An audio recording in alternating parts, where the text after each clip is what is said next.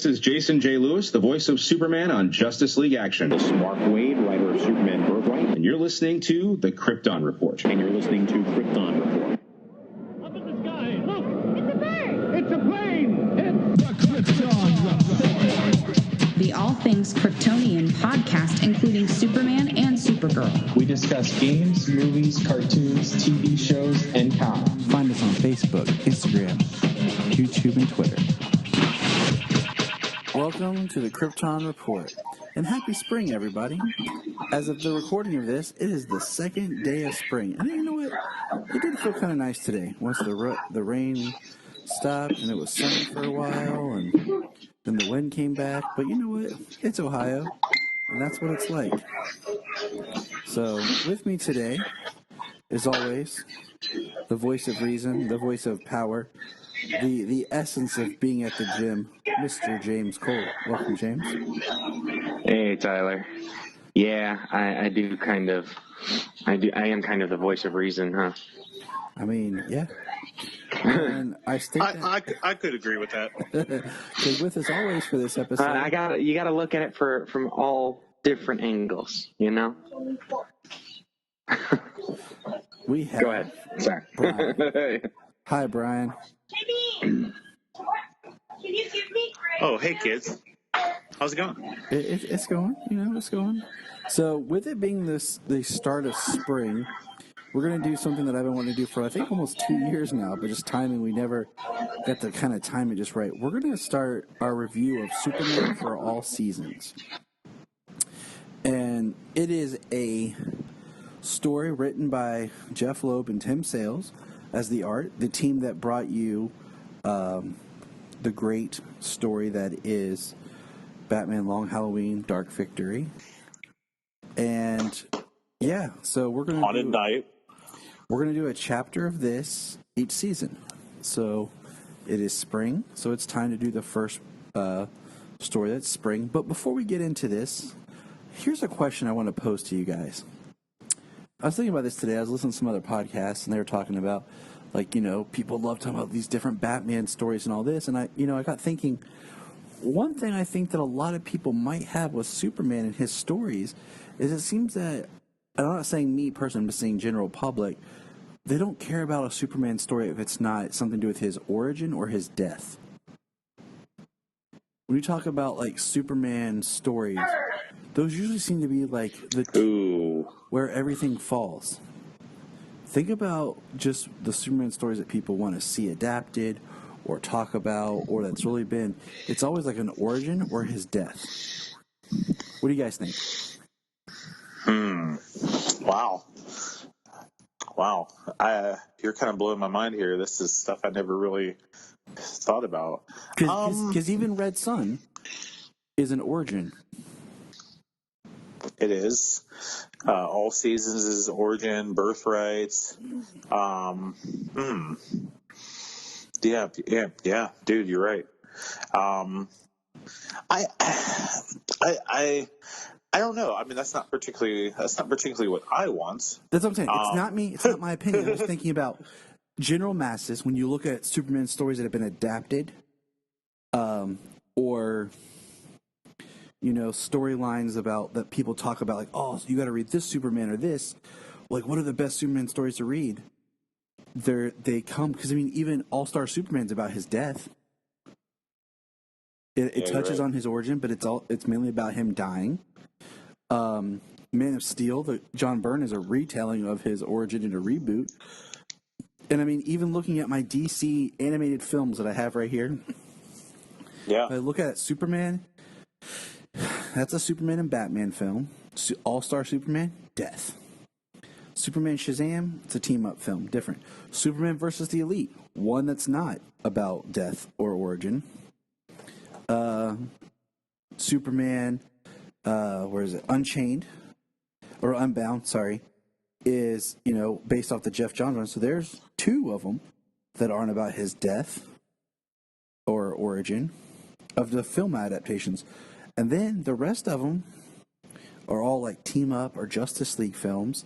And then we get the death of Superman twice, might I add, in these animated films. So yeah, just kind of a, just something to think about there, fellas. So I think I now I gotta challenge myself. Like, is there any Superman story out there that is not about his death or his origin that is awesome? I mean, personally, you're totally right. Like, I'm going in my head, and every Superman story that I love, it's either an origin or death. All-Star Superman, absolutely love it. All about death. Man, wow. But every Batman story I love, it's not an origin. Because it comes at you from a mystery. Man, James, you've been awfully silent over there. What do you got to say? I say that is ridiculous. If that's what people are wanting, that they have no, oh God, I don't know. They have no concept of Superman. Like, these characters, especially Superman, 80 years, Batman, 80 years, they're more than their origin and their death. Superman is the widest known. If you show that shield to anybody from here to friggin' Timbuktu, they're going to know who it is. Oh, and I agree with you. So, but I was thinking about when they come to adapting stories and telling stories in other mediums. I mean, even look at our latest film series. We got Man of Steel, Origin. Batman v Superman ended up being Death. And then Justice League was kind of Rebirth. The Return. So, I mean, even right there in those films, granted, Justice League will toss aside. But I started thinking about this. Gosh, I can't talk. It's late. When I was doing the survey that came with Red Sun, and they were asking, like, what, they'll say, what characters do you want to see more of? Or what stories would you like to see adapted? And like I started putting stuff in, and I'm like, and then they bring up a whole list that people recommended. And I'm like, man, everything with Superman seems like it's some sort of like Elseworlds, origin, or death story. I mean, if we look at, but I'm not including like team up books like Kingdom Come. It's a Justice League. I mean, Superman's the main focal of it, but it's still all characters. right. But I mean, there are great stories that aren't like that. But I'm looking at what the general populace thinks of, and maybe we've done that to ourselves. Not us, but just we've highlighted only like, oh, we can only tell his origin to make it an impact over and over. And it's sad because even the book we're going to look at today is an Elseworlds origin tale. Yeah. I mean, it's messed up to say because some of the greatest writers has had good hands in crafting great origin stories. I mean, some people love Secret Origin by Jeff Johns, Jeff Loeb for All Seasons, Birthright, Mark Waid on Birthright, and just to kind of name a few. And then you've got obviously you've got the death of Superman. You've got All-Star. See, now All-Star is a death story because that's where it leads. But in all honesty, I think that it's a celebration of all things Superman, Gold and Silver Age Superman in particular. So just I don't know. There are tons of stories about Superman over the years, and some major impactful stories. I mean, there's Kingdom Come, which is an Elseworld story. There's the man who has everything. What's so funny about Truth and Justice in the American Way? The movies. I mean, Superman Brainiac, the story turned into Superman Unbound,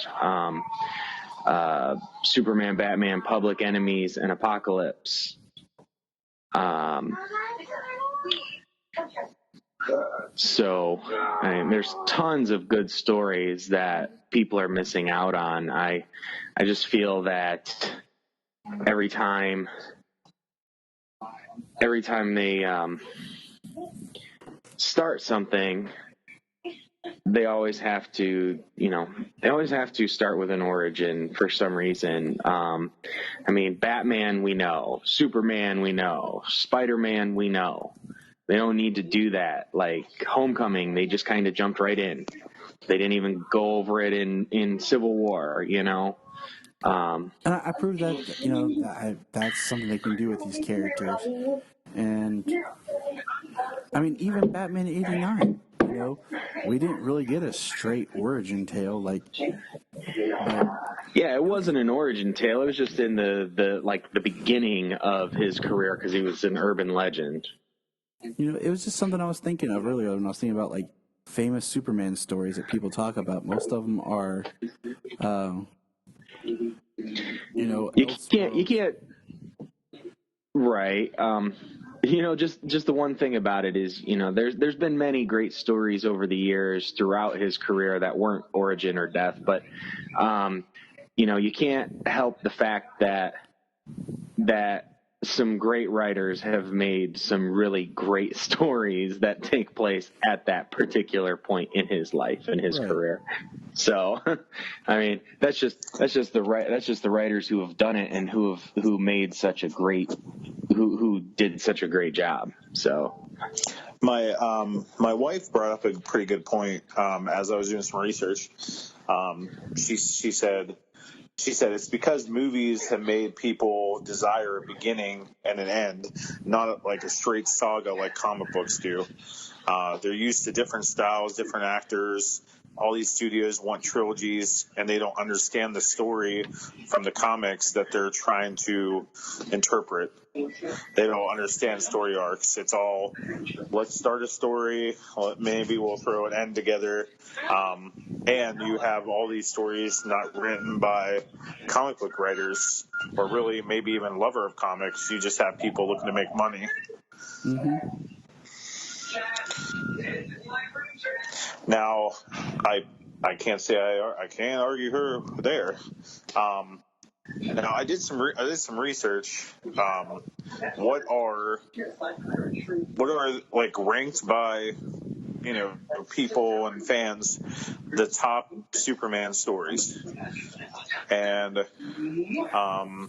I have a list of about 15 here, and we got 15. We got Superman 2, then we got Birthright, then we got Man of Steel, Secret Origin, Superman All Seasons. Just going up this list, I see one that I haven't read yet. Pretty much the only one on the list that really is an origin story, but it's called Superman Last Son, and I completely forgot about this story. Yeah, it's not bad. I read that one, but I'm just saying, like, outside of comics, those are the Superman stories. It seems that people do. But anyways, that was just a thought. So it's not the end of the world. So it's a general audience point of view, the beginning, middle, and end. The fact is, even the general audience knows the beginning of Superman, and they don't need to do it again. You don't need to start Superman at the death of Krypton, crashing in Smallville, and growing up. Like, we know that. Everybody knows that. So, James, where would you say that they should start it then? Like, where would you start it then? Like him meeting Lex Luthor for the first time? Well, I mean, it's...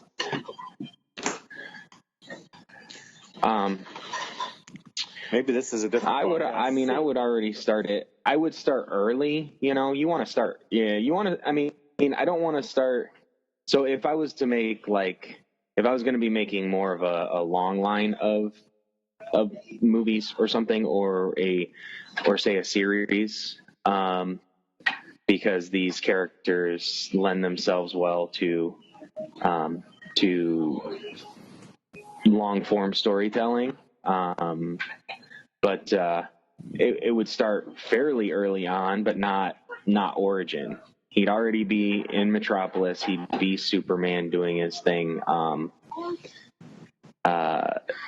Probably doing, more of the natural disasters and saving people and stuff like that. But we'd get our first supervillain, and Lex would be involved, but I wouldn't put Lex as the first supervillain, because I think he's too intelligent to be the first one out the gate and be taken down right away. Mm-hmm. Absolutely agree. So just as a broad opening there, that's how I would do that. To pick a villain to start with, you can do all kinds of them. And like it was done in Man of Steel, it's going to be a worldly threat, So, and that could be any number of them. Mongol, Brainiac, Zod for one, but he's been done a couple of times. You can do a few different things. So maybe go cosmic that way, and then do something a little more personal second time around, like an Elite story. Manchester Black, people challenging the way Superman does things, his effectiveness. Mm-hmm. But so let's. All right, I'm done. What are we? No, I'm with you, James. That's what we need, man. Let's migrate into our thoughts here about Superman for all seasons. Now, when did you guys first read this story? The other day. Really? You hadn't read it before? No, I only picked up Superman out. Doug, go ahead. Finish what you're saying. I'll come in. Jeff Loeb and Tim Sales are some of my favorite collaborators. But for some reason, I missed this story. I never got to read it. But I read the whole thing last night, and I was not disappointed. Okay. James, when was the first time you read it? I think about the book for the first time. It's one I'd seen for a long time and heard I should read, but I had never gotten it. But I bought the trade about a year ago. See, I have read it. It's been a while, and I had read it like all in one sitting, and then I enjoyed it, and then through time, I had just I bought it digitally one time. They had a digital sale for it, and I was like, oh, I'm just gonna go ahead and buy it, and then I found it at Half Price Books for like $8, and I was like, yeah, I'm just gonna go ahead and buy it. I like having physical comics. It's just, me too. It's one of those things like I like having physical trades. Yeah, like I'm a little iffy. I'm still a little iffy on buying issues, but I'm still keeping up with a few. I like having trades. I like having just the book to hold in my hand. Plus, I'm not a fan of like digital comics where it's panel by panel, because sometimes like I don't know. I just get tired of like touch. I just want to look at the page. I'd almost prefer it in a what do you call it? Just like a PDF form. I'm with you on that. Sometimes when you are doing digital comics, you don't get the full effect of the story because it goes panel by panel, and sometimes you don't get to see the full scene right away, and where you're like, oh, okay. Like there's a scene in the comic where his dad's talking to him, and they're seeing that final sunset, and the way Tim Sale did it, he did it as one big spread of that. And in the panel, you don't see it. It just goes to text box, and then you eventually see the spread. So I'm with you on that. So, but yeah, so I mean, I haven't read it in a while. I've been wanting to reread it, and I've been wanting to actually do this kind of split up for like a while now. But so let's dive into the book, shall we?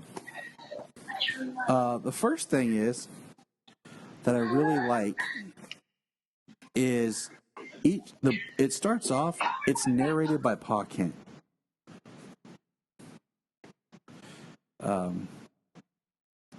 I like that we're getting Pa's perspective, and it's him telling us the story.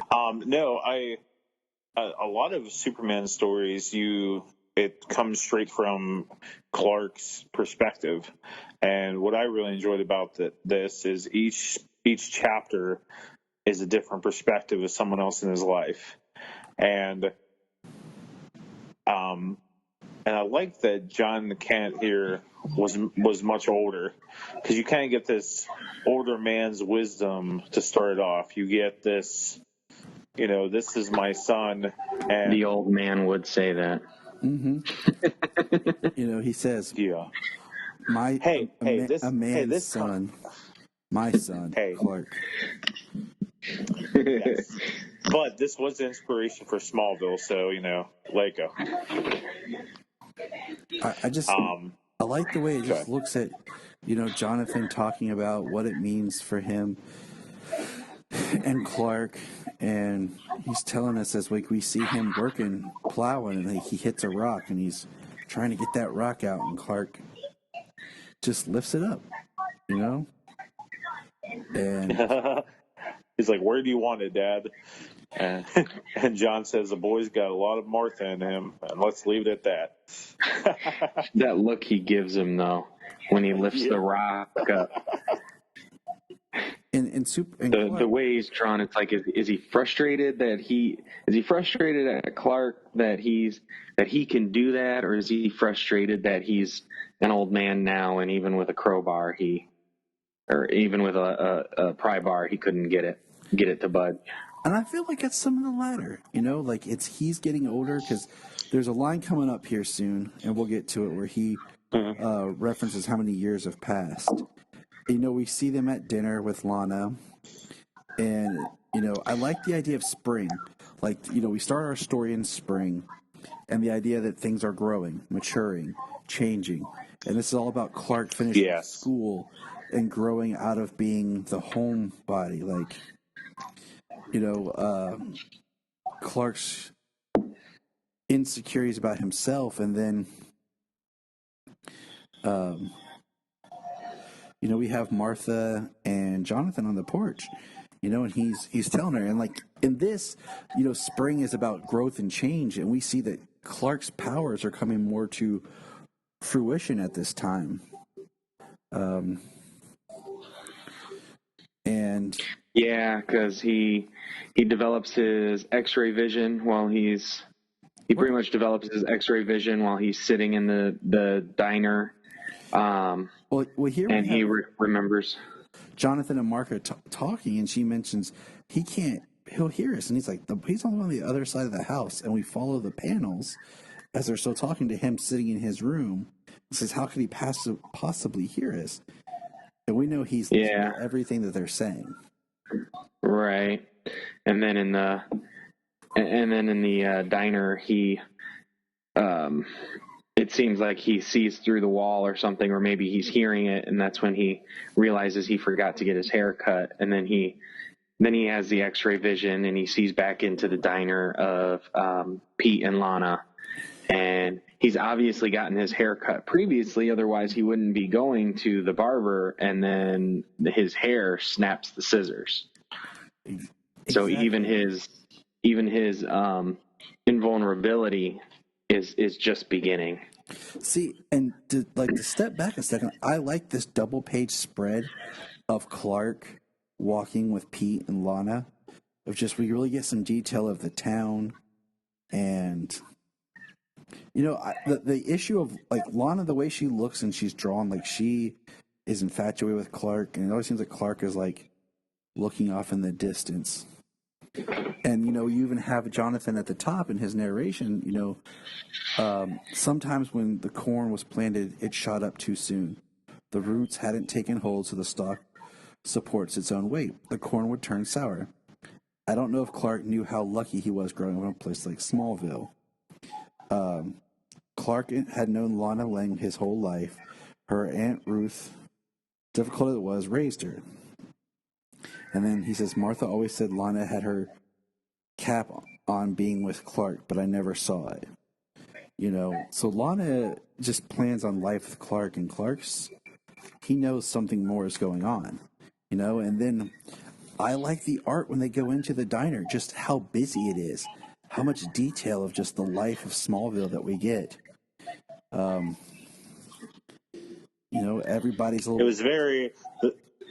This whole comic is very Norman Rockwell, and that's what Tim was definitely going for. It is. And we got to look at the time, and this definitely feels like it's taking place in the 50s, and I love when they're talking, and Lana says, do you really think there's a Lex Luthor? Or is it somebody the newspapers made up? And then Clark has this, oh my gosh, I need a haircut. Like, it's kind of crazy, like I need a haircut, like that's his big like thing, and it just shows how much of a kind of small town it is. Like, he was having a Sheldon moment. He missed his haircut by 2 days, and now he's freaking out. Yeah, he comes busting in, and he says, "Save, no, not to worry, Clark. Held a seat for you." And he sits down, and like you said, that's where he starts to experience his X-ray vision, the scissors snap. And when we get little comments about the people of the town, Clark runs home, and we get these, pictures of him running next to the train. And we get a Superman the movie reference of him racing in front of a train, racing and jumping in front of a train. No Yahoo though. Well, thank goodness. So, did you guys notice another reference in here? When Pete Ross goes into the soda shop or diner, if you will, and he touches that elephant, he says, "I wish I had $1 million." And me being the geek guy I am, that was a total reference to It's a Wonderful Life. Yep, with George Bailey as a kid. I wish he would have said hot dog to finish it off. Hot dog. Absolutely. I like when we get Clark back home. He's sitting there, and Ma says to him, Jonathan, he's been standing out there all alone. And he just says, I'll handle it, Martha. He walks out there and he just says, Pa, I'm scared. They don't know what to say. They really don't know what to do. And, we get a whole page of just Jonathan talking and almost lamenting over having this child, and he does not know what to do with this child, where Clark is in his life right now. And he says, all I could promise Clark was that his mother and I would love him. And I mean, that's sometimes as a parent, it's all you really can do. It's like, I got your back, kid. And you hope that's enough, Mm-hmm. And that love helps to keep them on the straight and narrow, on the right path. And then the next part is a Superman staple. I feel like when you're in Smallville, you got to have a tornado. Well, it's Kansas. If you don't have a tornado in Kansas, you're doing something wrong. And it's kind of crazy because it starts spinning, and crazy because we have Clark just kind of standing there seeing it, and this is like he gets sucked up. And he's yelling, Pa, Pa. And then he's like, I can handle this. I know I can. And we see him basically save the gas station worker that we met earlier. And we have a narration from Pa that says, but I believe in the wild trouble of that moment, our son became a man. And he saved the guy, and we see like Smallville all wrecked from the tornado, and he's like, Clark Kent, my head's still spinning. Did you fly down? And we all know what really happened.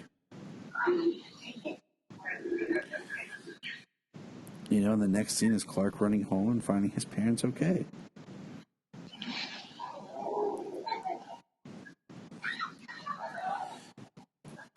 Yeah, when I was reading this, I really wondered if Jonathan was going to get sucked up in this tornado, and then Man of Steel, took that part. But it was good to know they were okay. Yeah, It was nice. I always think, what's interesting about this story is because you're kind of being told it through a narrator, it allows the events to move much quicker than if we were trying to be just kind of telling the story, like if it was all from Clark's point of view.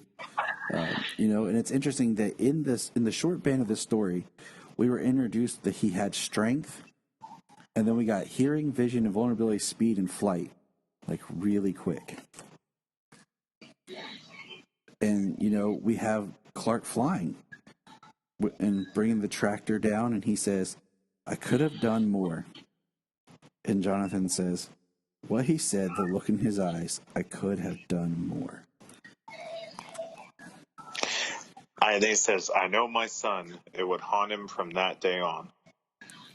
Like, my gosh, Jeff Loeb, man, he just knows how to write, man.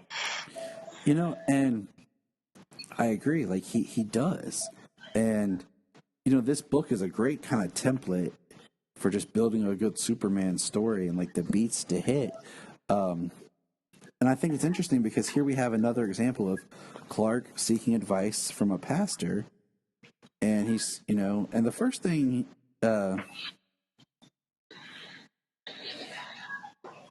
I like this quote. He says, "The Lord may have given us the tools, but it's man who has to fix it."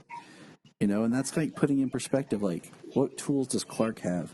What can he do to fix things, to work on things? And he says, they're talking, and of course the pastor has to go help rebuild some things. And Clark says, "But what if there was one? We each do what we're able to, Clark, some less, some more. But when the Almighty sets a course, nothing any man can do about it." And he says, "But what if there was one?" And it's just interesting, like spring and what Clark is, where his focus is. Of course, Clark graduates and everyone's talking about where they want to go. So, we're kind of looking at Clark about 18 years old right now, And Jonathan talks about getting the suitcase and their time coming short. And then Clark takes Lana into the field. I thought this was just kind of interesting.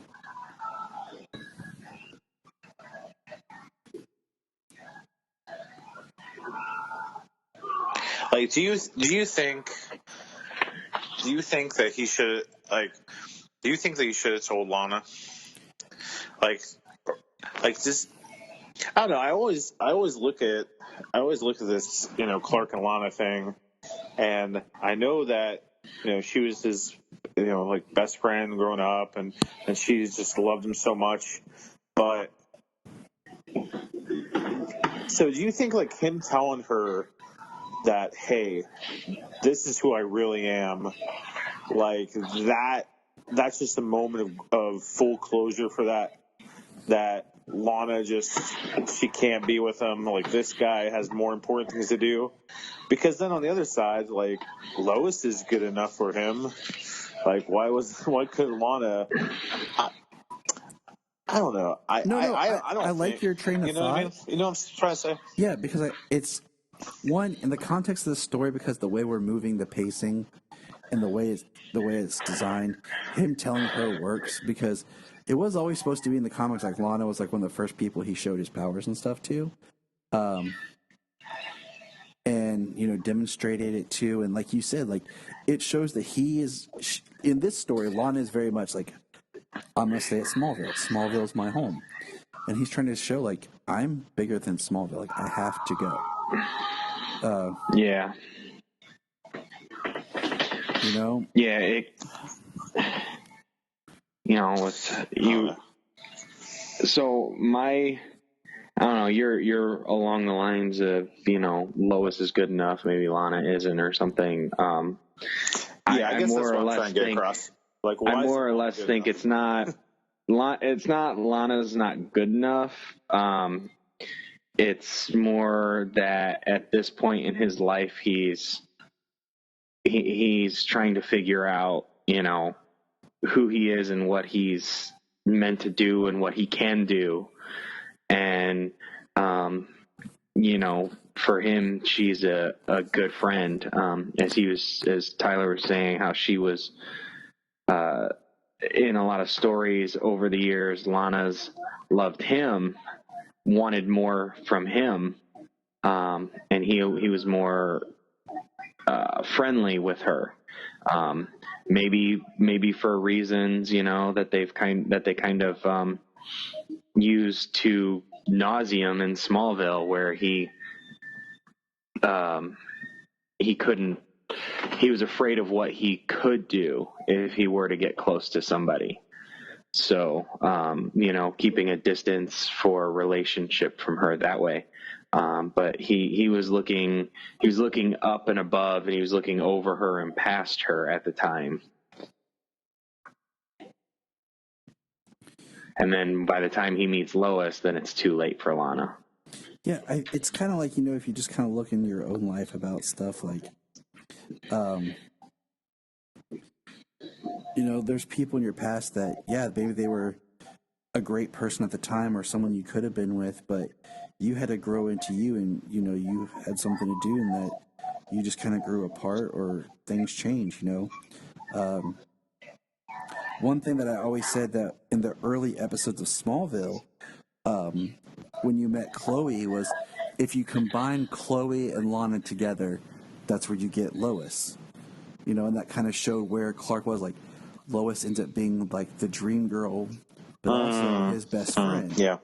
And then, of course, that show brought in Lois and, all that fun stuff. But in the early, first 3 seasons, you can kind of see why the idea of Lois Lane Clark would fall in love with. And it's the same thing, like, it's like he loves Lana, but yet he's not, in this, he cares for her and everything, but she's in love with him, but he doesn't know himself yet, because he, like you said, he has to figure out what he wants to do. And in the next page, we're getting him leaving Smallville, and his mom's telling him you can do whatever you want, and you have that panel of Jonathan standing out there looking in the distance. And I love this. He said, my stomach rumbled all day long. Martha and I had done our job. We brought him up right. And all that means to me now was our only son was old enough to say goodbye. It's really about a dad letting go of his son. I mean, even if he's not Superman, just the idea that every father one day has to let go of their child. Their child will be an adult, and they will move on. And what have you done your job? Have you set them up? And we have, like you said, here's that double page spread of Clark on the left looking at the sunset, Jonathan on the right looking at the sunset. And then when we turn the page, we are now officially in Metropolis, and it says, time passes, the country mouse leaves Smallville and becomes a city mouse. And we just get a cityscape. And in all essence, what's funny is this story, if you think about it, it's Superman for All Seasons, is a year one story. Even though here we are, we're in spring, and in the next page, he's at the Daily Planet. We've skipped some stuff, but it's kind of interesting, like, how much time has passed in a way, because I don't want to jump too far ahead, but the book ends with Luthor saying it's going to be a long, hot summer. So it's still spring, the same spring? You know what I'm saying? Like, we don't know. Right. It's kind of like, does he go from Smallville to Metropolis? He looks a little older though when you see him next. You know, I say yes, but once again, we kind of got that. Like he's now kind of like putting the Clark persona on and everything. So I don't know, but it's kind of interesting, you know. Yeah, it could just be the glasses and the slick back hair, and then the spit curl. Because we got Mr. White yelling about stuff, and we meet our Lois, we meet our Jimmy. Lois, you know, we're introduced to her, and then we meet Lex is taking her out, and you know, the first panel is a bunch of newspapers that says Superman, a new hero, but we haven't seen him do anything, which is interesting. Like, there's no so much of the stereotypical helicopter rescue that we get in like Superman's first night out type adventures, you know? And we have Lex putting Lois in the car. We have Lex with red hair, older looking Lex. But I actually really like the way we first meet Superman in this. I like that we just have a child playing somewhere he shouldn't be, innocent, chasing a cat on a ledge of a building because he lives in the city, and he starts to fall, and Superman catches him. And I love the innocence of, wow, cool costume, and he just says, thanks, and then we get the first page of Superman, he says, my mom made it for me. I mean, and that's like, it's such just an awesome shot of their Superman. He just saved the kid. And then when we turn the page, you know, we have Superman flying, Luthor looking out at him, and, you know, we still have a little bit from Jonathan about, we worry about our son. Is he eating right? Is he making friends? That'll stay out of harm's way, even if he is Superman.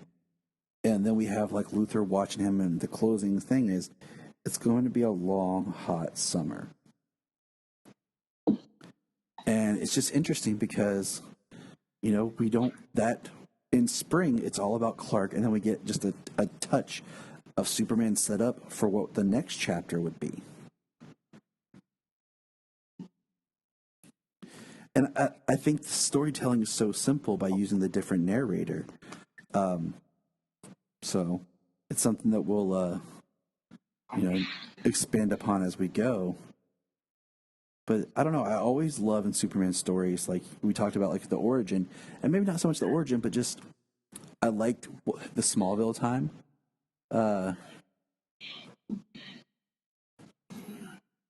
You know, so. Yeah, it's really cool to see this, how small Smallville is in this story, and you know, Pa narrating, everybody knows everybody, and just from a parent's point of view, like the last page of narration from him of, you know, at the end of the day, we're not all that different. I'm not sure we're all that different from any other parents. We worry about our son, that he's eating right, that he's making friends, that he'll stay out of harm's way, even if he is Superman. You know, it's like all those stories where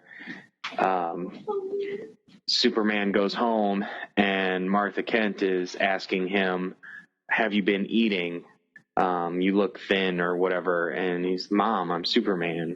Like, a mother knows. That's always one thing I loved about Lois and Clark, the TV series, was just the fun we got to have with the parents and their son. Like, you know, yeah.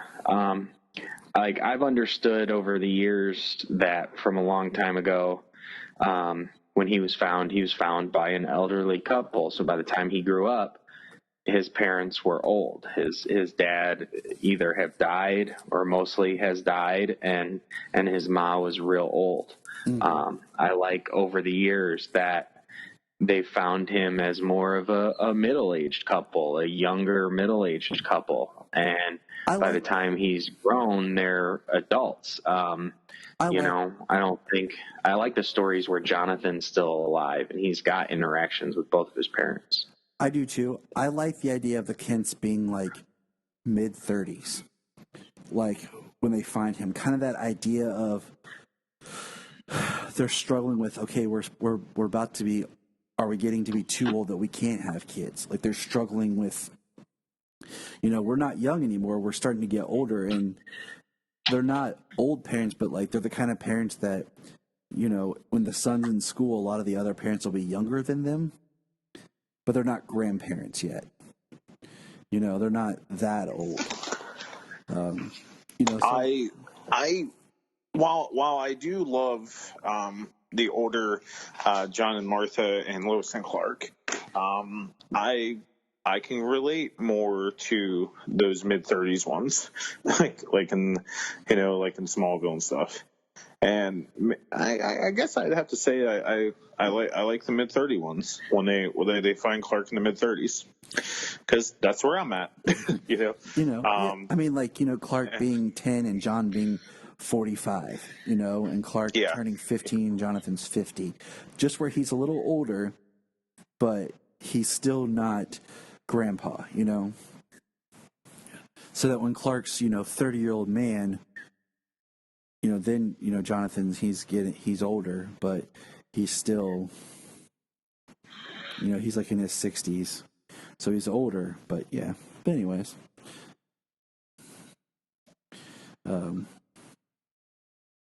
but so what would you guys rate just the spring part, just if you had just read this issue by itself, not knowing that there was more to come, how would you feel about this story?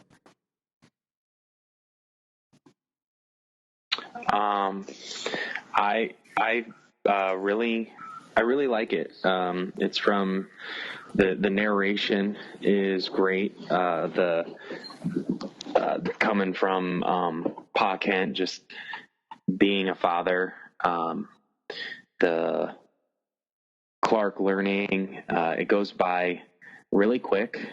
He learns a lot about himself really quick and what he's able to do, and it just shows him being a good person and wanting to do more. It's really good. It's definitely the heart of Superman, coming from the very beginning. And it doesn't have to be they don't show anything about him. They don't show anything about Krypton or him being a baby. All they do is mention the rocket, and you're with Clark right now. Mm-hmm. I agree. And I like that about it. I do too. Even being an origin story, it's just about Clark right now. You're with him right now. There's only a mention, and you move on. Yeah, because it goes back to that, that it's coming from his father and the idea of spring and change. Like, we're experiencing spring, the time of rebirth, life, renewal, and change, and that's what Clark's doing. Brian, your thoughts? I give it probably a 9 out of 10. Everything that needs to be hit is hit. We got this kid that lives with his older parents. He's going through some serious changes, and he's realizing that I can't stay here, that I'm meant for more. And when John says this is when he became a man, when he rescued the gas station attendant, and he's realizing that I can do all this stuff, but I need to do more. And it carries that emotional weight. It shows that simplicity of Smallville, and what could have happened to him if he would just stayed in Smallville. It has emotional toll. It has, where are we going to go from here? It has the real heart of Superman, and that's why I rate it high. It's exactly what it needs to be, and it leaves you wanting more to see, like, okay, so how does he when he starts being Superman, where do we go from here? I really loved it. And so my last question to you guys, what are your thoughts on just the drawing style of Superman himself? You know, a lot of people have complained over time. Hey, look who's here. You want to say hi? Hi, guys. Hi. Hey, Solo. What up, buddy? So, how do you feel there's been a lot of speculation, or not speculation, a lot of criticism, of just the way Tim drew Clark and drew Superman. What are your thoughts?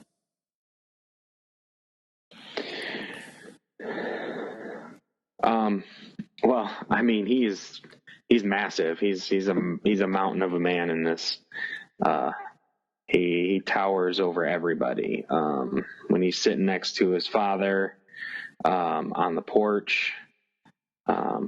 He's just a big. When he's with Lana, yeah, he's just when he's sitting with his mom, he's just enormous. When he's standing with his dad, when he's standing with Lana, yeah, I mean, that when you think of just a big ass country boy, that's what they drew him like. Exactly, and that's what he said. He drew him like a corn-fed farm boy. Big, works on the farm. But yeah, I mean, he's a hoss. He is a hoss, and I think there's some pictures in here the way that they draw him I like better than some panels. But yeah, I don't mind it. We've seen enough different interpretations of the character, the way that he draws, and I mean, there's some I don't particularly like the way he looks in that panel, but overall, I'm okay with it. There are some pictures where he looks a little too big. He kind of looks a little like some pictures he looks a little fat in the face. But I was looking through the pages here, and one that stands out to me really, really good is right after the tornado. He's hugging his parents, and he is definitely towering over them, but the way it's drawn by Tim, it's like this guy is going to protect you. This big old hoss, this big old farm boy, he's going to protect you. It's like he can hold the whole world in his hands and protect it all. And all this more that he can do, he's going to be able to handle it. Mm-hmm. And I definitely think that's what Jeff and Tim were going for here. I agree. I mean, like I said, I think it really plays into the story that we're telling. So that is Superman for All Seasons Spring. And here, when the season changes, we will do summer. We will come back when it's summertime. But until then, you just have to wait, dear readers and listeners. Well, in our Ohio weather, I mean, summer can start tomorrow, and then winter will start maybe next Wednesday. True, but I'm going to go by... So, James, why don't you give us a summary breakdown of the episode, and we'll go from there. Supergirl, Season 5, Episode 15, Reality Bytes. Nia's roommate is attacked by a man targeting Dreamer. Dreamer refuses to give in to the man's threats and puts herself in the line of fire to stop him. Alex, Jean, and Kelly attempt to rescue a man stuck inside a virtual reality game. All right, pretty simple. But I do. So what we'll do here is we'll follow the characters. Okay. So this is definitely very Supergirl in the background. So we'll talk about her first. The beginning of the episode, when we first meet Supergirl, she's training.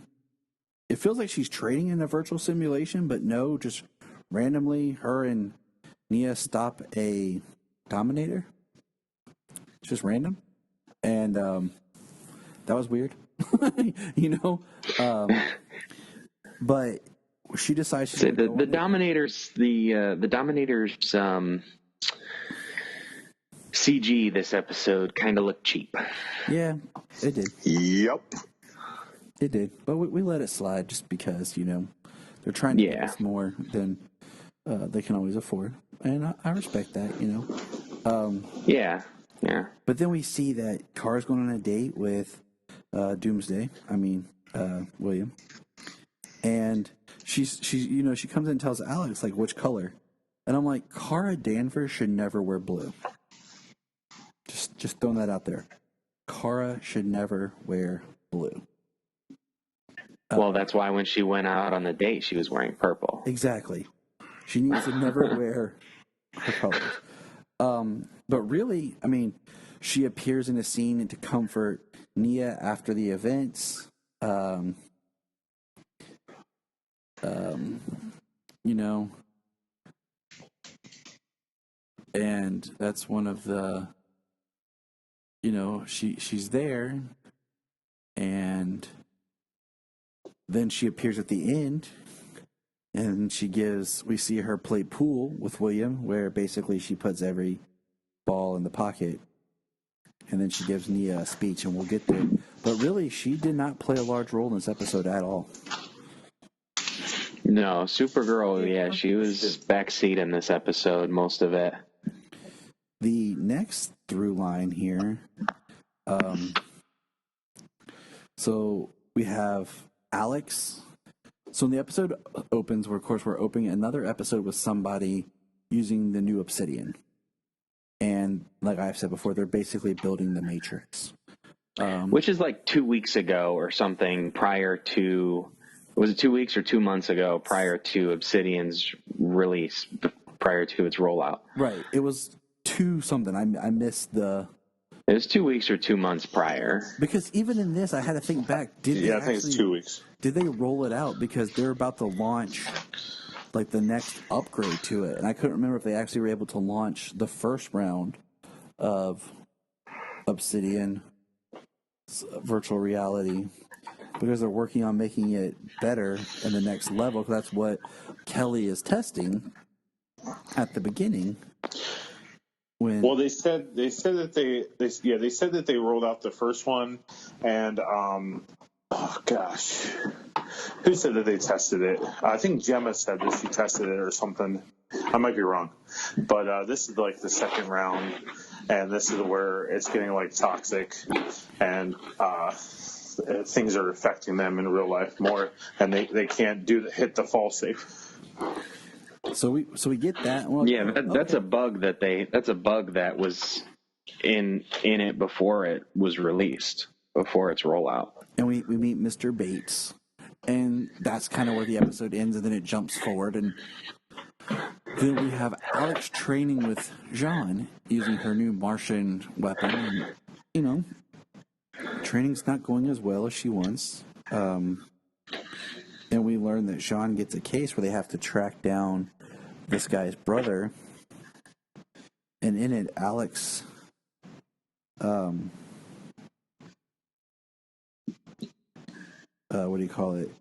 going to go in to the virtual reality part to find this guy because he's trapped in virtual reality, and she goes into, what do they call it, virtual Vegas? Yeah. And before she gets there, we definitely get a tease for next week's episode. We see a quick glimpse of Alex in a potential suit that we'll see next week. And Jean goes searching for the man's physical body, because we know his he's in the virtual reality somewhere, but where is his physical body? And when Alex rescues some people that are basically trapped inside like an escape room, like, you know, since escape rooms are a thing in the real world, I guess they are in the virtual world, they talk about the person named Richard, which leaves Jean to Opal City. Now, boys, who's out of Opal City? Oh, who's out of Opal City? Because I heard that name and I was like, who's from Opal City? So offhand, I don't recall. Brian, anything?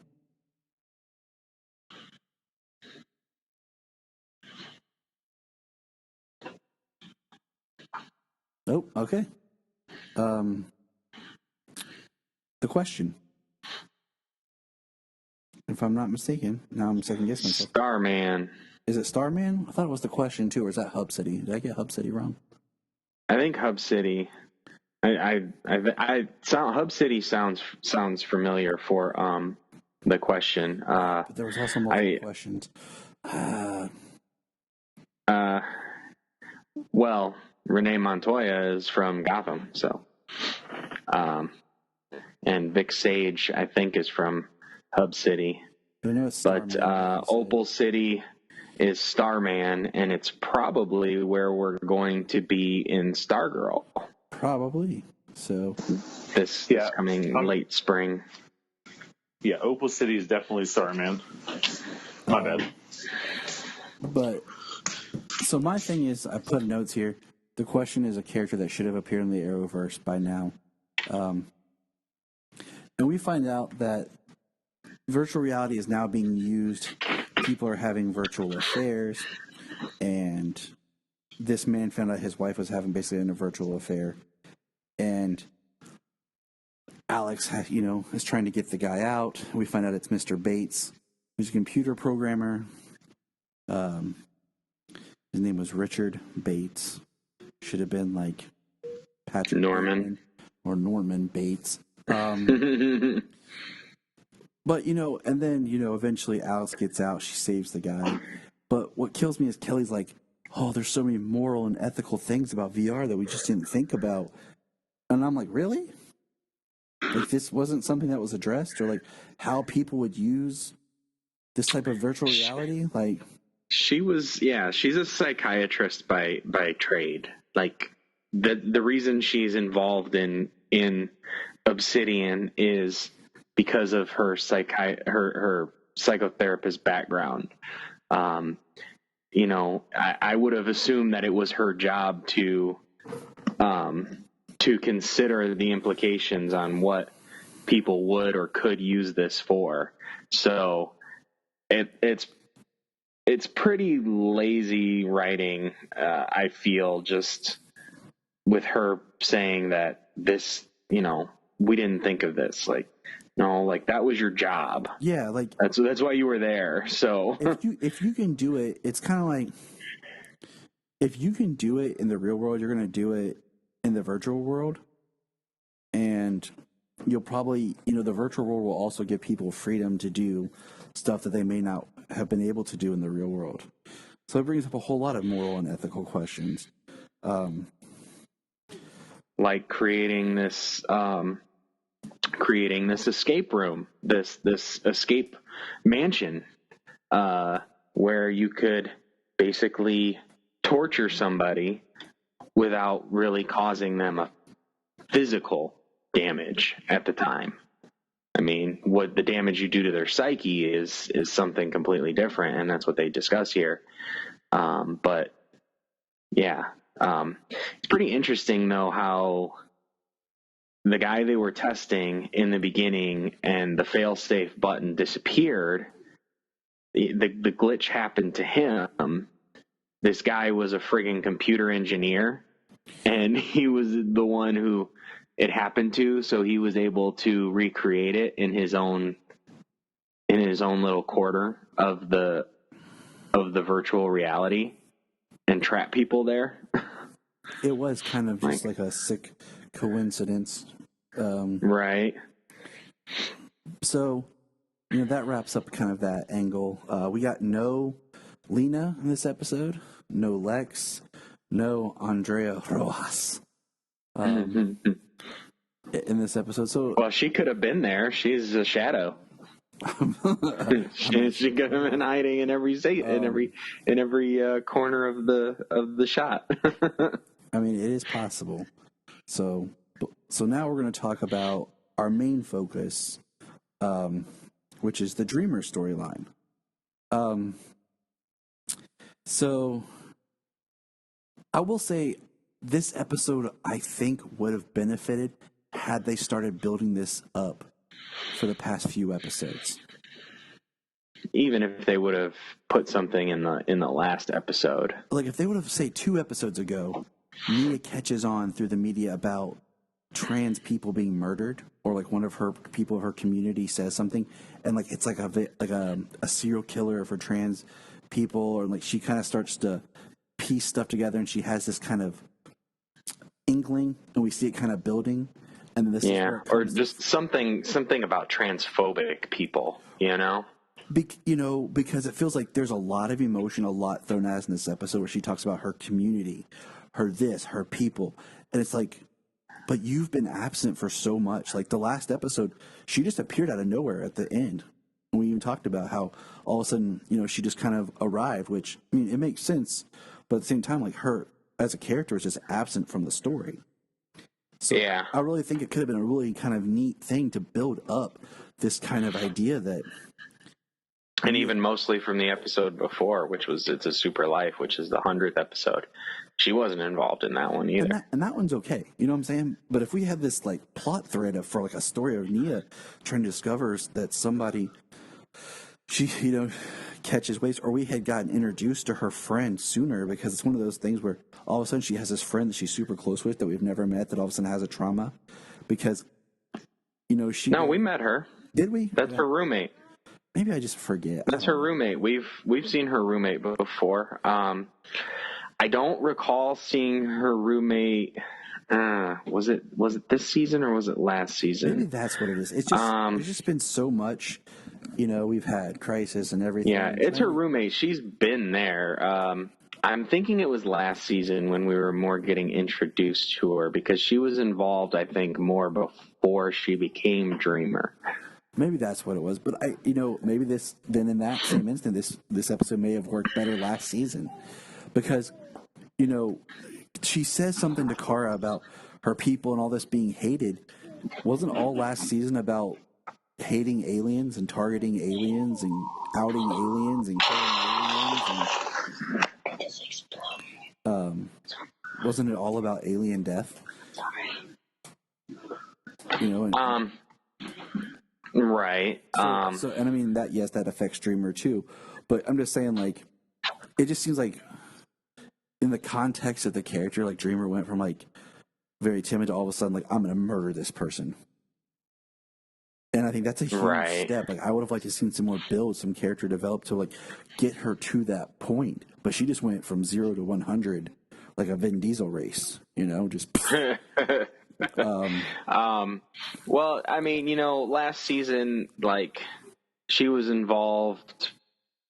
I mean, she was becoming Dreamer. That was part of her story arc last season, but she was also involved as being an alien involved in this story, or part alien. She's part alien, isn't she? Yeah. Yeah. So, that was how she was being, that's how prejudice was aimed towards her as being part alien. But in this episode, like, they attack her personally, as a trans woman, which, I mean, can be, even tougher, because the stigma of being that person, of the phobia of the LGBT community. No, I'm following. It's just, like, yeah. I mean, I guess I just would have liked some. I guess I would have liked this maybe to be a 2-parter or something, like just the storyline getting there. Right. It just seemed very like it was a one and done, but I think it could have benefited from a little bit more development. And first of all, James, no matter who you are, if you're meeting somebody from the internet that you've never met and they text you to meet them out back, no. Yeah. Like straight up, like meet them out back in the alley. I mean, I understand desperation and desperate people, but like seriously, you're in a club and this person says, "Meet me out back." Don't just meet them. No, I'm at the bar, surrounded by people. You meet me at the bar. Yeah. So, of course. Yeah. She's just, and she's going through a lot with Brainy not being there either. He was like she had said in this episode, he was there from the beginning. He was very supportive. He helped her to develop her abilities. He was her boyfriend, and then he just ditched her. It was just over like that without any real explanation.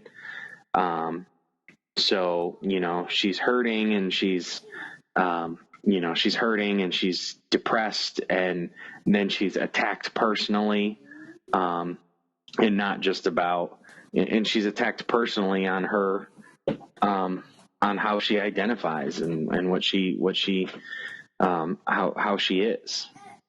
So it's kind of compiled.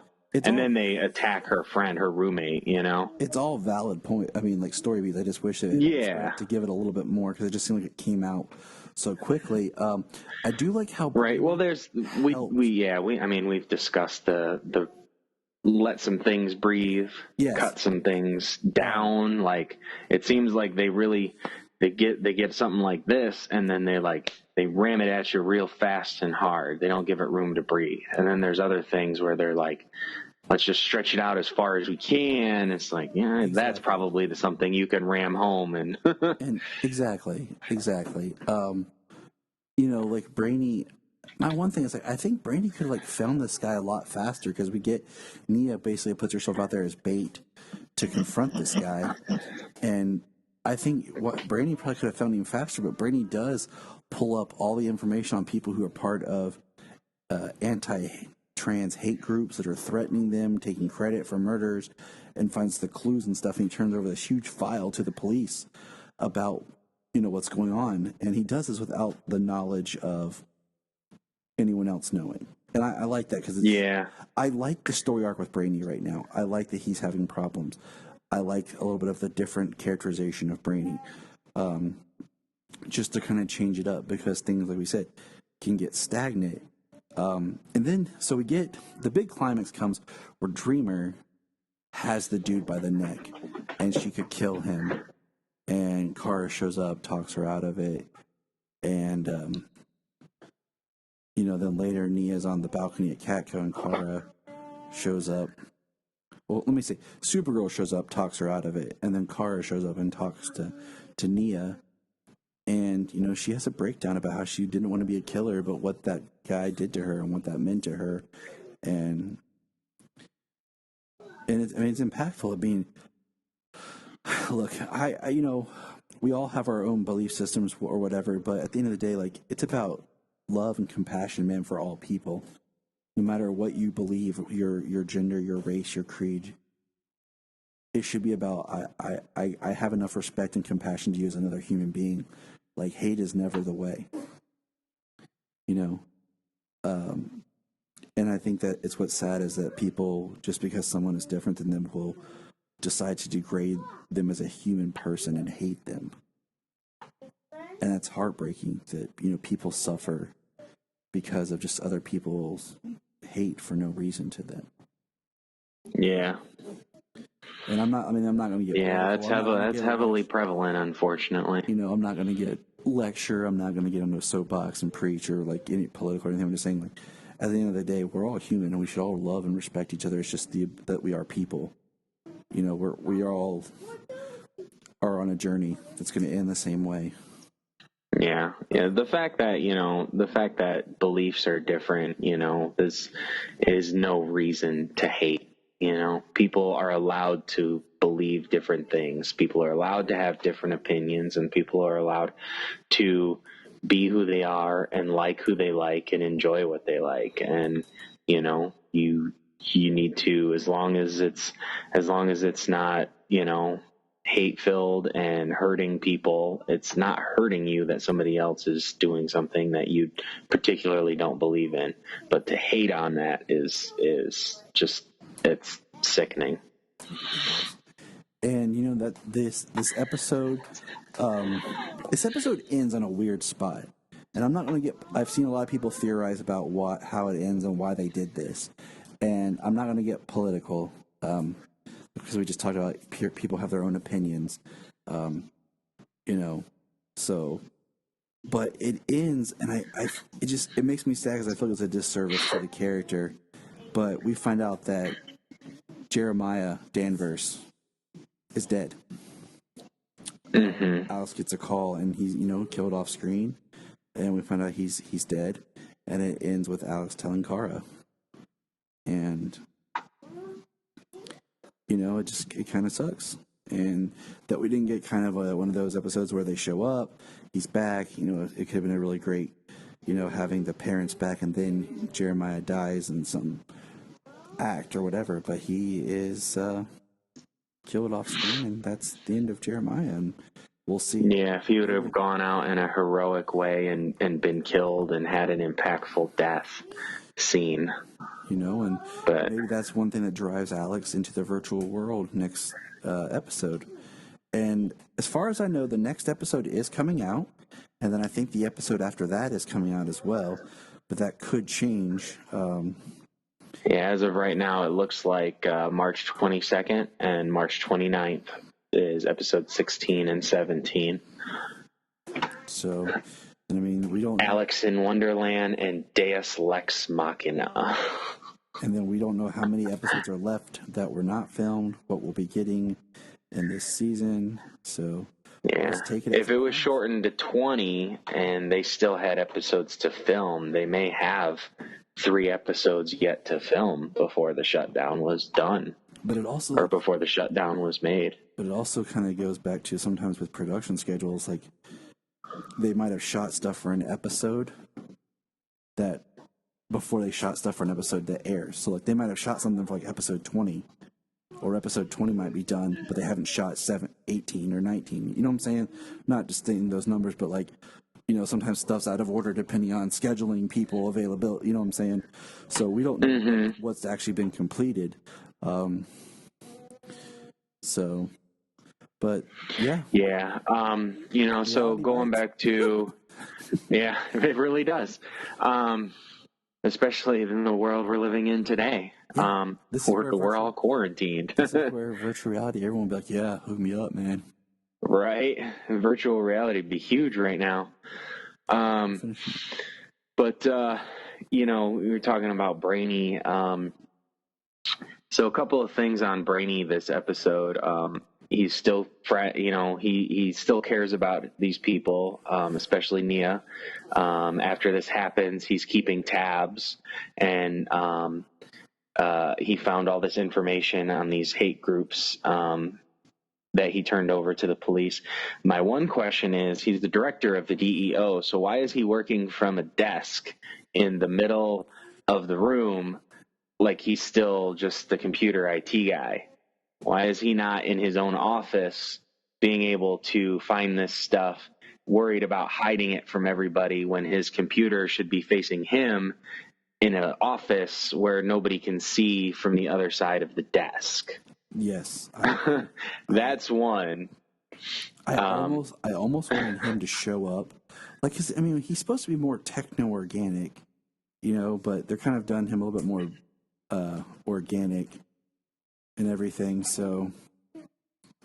well, isn't Brainiac 5 an organic being, as it's moved farther on from early Brainiac? Because Brainiac turned himself to more technological than organic. He was an organic being and turned himself into more of a technological being and was more technology driven. But as time progressed and in the future, Brainiac 5 is a purely, mainly organic being, isn't he? And that's what I thought, but I've read somewhere it's both, but that's how I thought, because I almost wanted like Brainiac just to show up like at the haters and like almost like violently, like almost see him snap in a way, like he's just so angry that he shows up, beats these haters down to like almost nothing, like wearing like some sort of mask, kind of like he just snapped and all of his frustration he released on these people. But it was, yeah. But any other last thoughts? No, I enjoyed this episode. I do. It does suck that they killed Jeremiah off screen the way they did. And political views being one thing, and even if you're outspoken, that is dumb, especially being political views, to make it so a person cannot reprise their character. Now, if unfortunately he had done something, whatever, Cosby or Masterson or frickin' Spacey, or, if he'd have done something like that, or Weinstein or some crap, you know what I mean? Yeah. If he'd have done something like that, by all means, you know what I mean? Chop his damn legs out from underneath him, and he can't reprise his role as the character. But, even being just outspoken as a supporter of Trump, you know what I mean? Like, and killing his character off screen, basically, he cannot reprise, like basically saying it on TV, like, no, he's not coming back because of, that's pretty terrible. I agree. So it's a disservice to the character on screen. I don't think they should have done that to the actor just because of beliefs. I mean, that's a possibility of why this has happened. Because we obviously know that the people who write on these shows do not believe the same thing. I mean, you would never, right. The way that they write these shows is completely opposite. You can tell that.